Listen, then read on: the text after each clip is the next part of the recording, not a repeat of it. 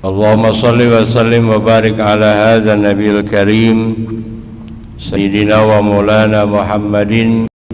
Alhamdulillah atas kudrah irada Allah subhanahu wa ta'ala, pada malam hari ini kita kembali sama-sama bisa hadir di tempat yang dimuliakan oleh Allah, dalam rangka kita semuanya berlomba-lomba untuk mencari kecintaan dan keriduan Allah subhanahu wa ta'ala. Mudah-mudahan kita semuanya selalu ada di dalam lindungan Allah, kita selalu ada di dalam bimbingan Allah subhanahu wa ta'ala, dan apa yang kita lakukan diterima oleh Allah dan dijadikan oleh Allah sebagai bekal untuk kembali kepada Allah subhanahu wa ta'ala. Amin ya rabbal alamin. Para jamaah yang dimuliakan oleh Allah, jamaah Masjid Al-Mujahidin Serpong, pada malam hari ini kita semuanya akan melanjutkan materi malam Kamis minggu yang lalu,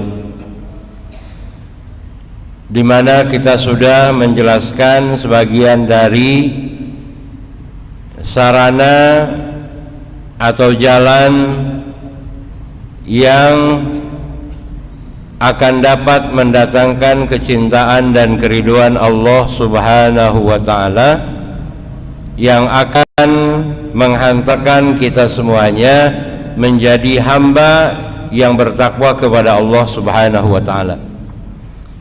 Kita ambil adalah kemarin berawal dari firman Allah subhanahu wa ta'ala.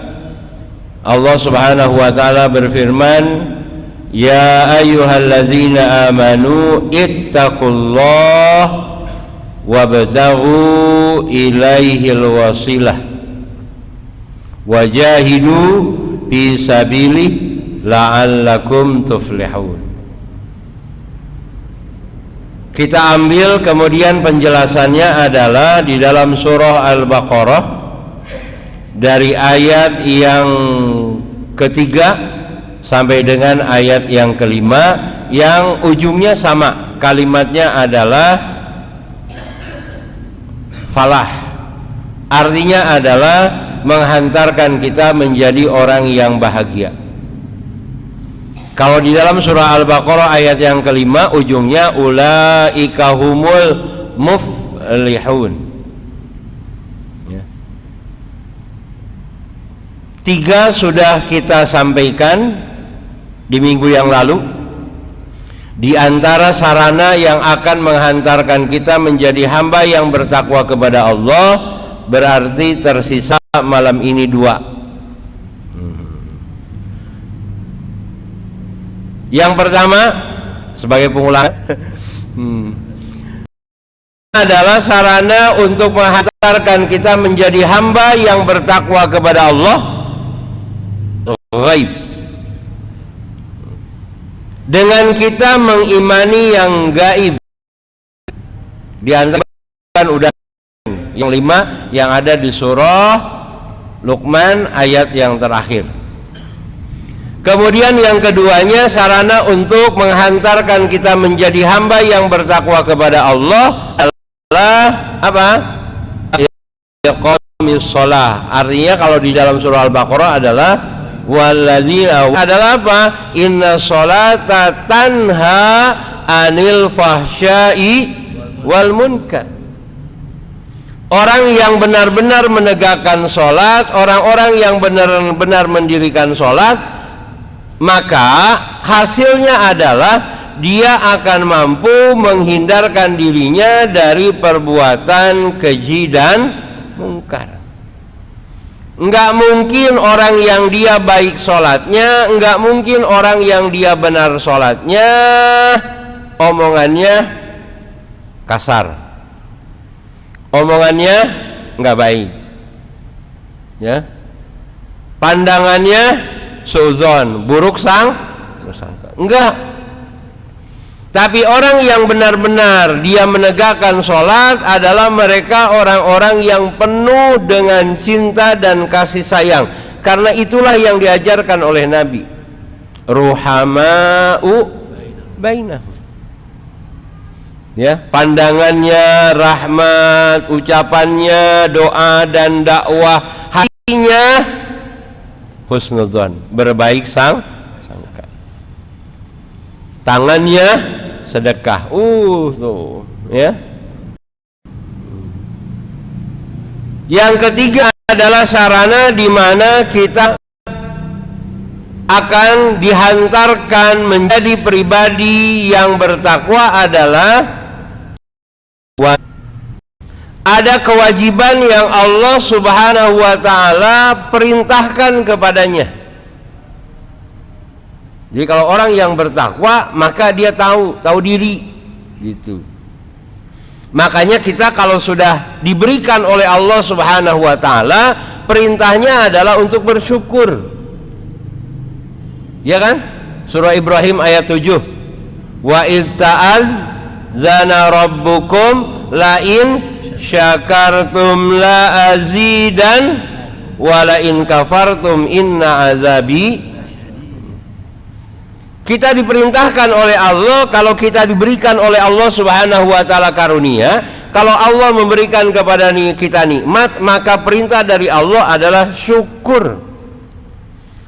Syukur bahasa singkatnya adalah, kalau kita diterjemahkan ke dalam bahasa Indonesia adalah berterima kasih. Terima, jangan lupa ngasih, gitu. Terima kasih itu begitu. Kalau udah nerima, jangan lupa ngasih. Bagi siapa? Bagi orang lain. Jangan ayo aja diterima, ngeluarin, enggak. Dimanapun dia berada, yang pertama dikali tempat yang dia cari adalah Pak. Ya. Kalau kita mah lain, mall. Orang ibadah haji sama umroh aja yang ditanya, tempat belanja di mana? Bukan ibadah dulu, Pak. Ya. Baru nyampe ke Madinah gitu, Pak. Yang pertama kali bukan buru-buru, Pak. Tahiyatul Masjid di Nabawi. Nyari belanjaan. Ya. Kan qalbuhu bi masajid. Orang yang hatinya syabun nasapi ibadatillah. Pemuda yang rajin ibadah. Kenapa nggak disebutin orang tua? Ya kalau orang tua udah wajib. Kalau udah tua mah emang mau ngapain lagi, Pak? Kalau ada orang tua rajin ibadah, pantas. Udah tua mau ngapain lagi? Ini udah tua, malas ibadahnya. Ya. Ini mah ada anak muda rajin ibadah. Makanya bapak kalau nyari mantu, Pak, di masjid nyarinya. Ya. Subuh. Iya kan, Pak? Waktu subuh. Pak, nyarinya subuh. Subuh ada anak muda apa gitu. Ya. Kadang-kadang subuh, Pak, yang udah pada batuk-batuk. Gitu, Pak, itu. Ya. Ya. Ingat saya dulu waktu di Mekarjaya itu, Pak, gitu. Ya. Kakeknya istri itu yang azan dia, yang koknya juga ya. Ibadah emang kudunya, tapi luar biasa kalau ada anak muda rajin ibadah. Ini luar biasa, sampai dapat jaminan tuh ya dari Allah melalui Nabi, dia nanti akan mendapatkan perlindungan di padang mahsyar. Ya. Kemudian siapa lagi? Rajulun ya tahabba fillah wa tafarraqa. Seseorang yang dia bertemu karena Allah, berpisah juga karena Allah. Ya. Ini juga susah loh, Pak. Ya, bersaudara karena Allah, gitu, Pak. Ya. Bertemu karena Allah, bahkan berpisah pun karena udah susah, Pak. Orang mau jadi teman karena ada apanya, Pak? Ada sesuatunya. Kadang-kadang kan begitu. Ya. Ngaku teman gitu. Ya. Kalau dia punya duit, nggak punya duit, ya bukan teman lagi. Ya. Betul, makanya betul ada ungkapan bahasa Arab. Kam min shadiqin Lifaqdi mali adani. Berapa banyak yang dulunya ngaku teman, begitu saya udah nggak punya jabatan, begitu saya udah nggak punya harta lagi, adani, mereka menyakitiku, mereka memusuhiku. Wa kam min aduwin li ajli sahabani, dan berapa banyak yang mereka dulunya adalah musuh.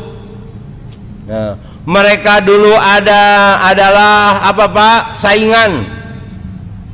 Tapi begitu saya punya jabatan, begitu saya punya duit, sahabani, mereka menganggap aku sebagai teman. Dan mereka mau menjadi temanku. Kenapa? Karena punya duit. Duitnya habis, tinggalin. Ya. Maka teman yang baik itu adalah yang mereka senantiasa ada kapanpun, lagi senang ada, lagi susah juga ada, begitu Pak. Ya, harus begitu. Ya, senang sama-sama dirasain, susah sama-sama dijalanin, gitu Pak. Itu, ya. Oleh karenanya di padang mahsyar itu. Kemudian siapa lagi? Perjalanan berikutnya apa lagi Pak? Setelah padang mahsyar ada yang namanya apa Pak? Diapain? Habis dikumpulin diapain Pak? Hah? Timbang. Yang disebut dengan yaumul mizan. Makanya di Al-Quran disebutkan wal waznu yauma idzinil haq.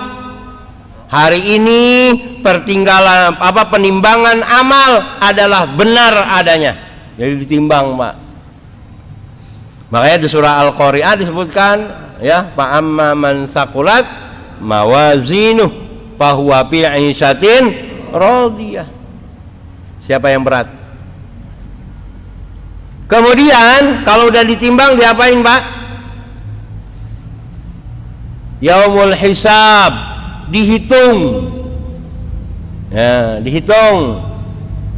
Ya, yaumul hisab, baru kalau sudah dihitung diapain? Yaumul jaza. Tapi sebagian riwayat menyebutkan sebelum dibalas ada satu ujian lagi. Setelah dihitung tuh Pak, setelah ditimbang ada satu ujian lagi. Apa? Sirat, nyebrang. Ini dia, ya, menyeberangi jembatan. Ya, jembatan Pak, yang dia itu Pak jembatannya, bukan jembatan Pak dalam silet, gimana mau nginjeknya Pak? Tapi bagi mereka orang-orang yang tadi hitungannya cakep, hitungannya cukup, set, ibarat kilat, mereka nyampe. Ya. Jadi kembali lagi para jamaah yang dimuliakan oleh Allah, inilah 5 di antara sarana yang akan menghantarkan kita menjadi pribadi-pribadi yang bertakwa.